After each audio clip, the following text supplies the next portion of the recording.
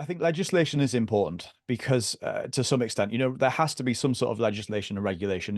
Think in the same way that taxi drivers are regulated and vetted before they're given the right, the license to drive a taxi. And I think it is important that if we're going to be doing stuff that is, not dangerous, but ultimately, it affects the public. The public get up on stage and take part in a hypnosis show of their own free will and because they want to, and all those things. But I do think regulation is important.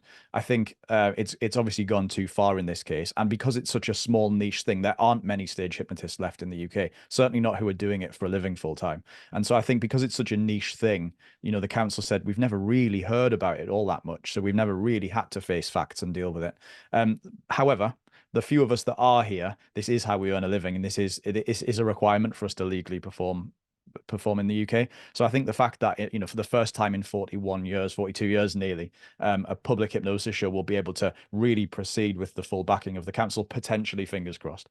Then I think that's a really big deal, and it will allow other hypnotists who are performing in pubs or clubs or parties or whatever to be able to do this as well. So this is the difference. But I kind of liken it so that if a council said, we don't like taxi drivers, so we're going to stop licensing taxi drivers, suddenly everyone who drives an Uber or a taxi can't earn a living anymore. It's exactly the same thing. There's just not very many of us, so we're a sort of small voice.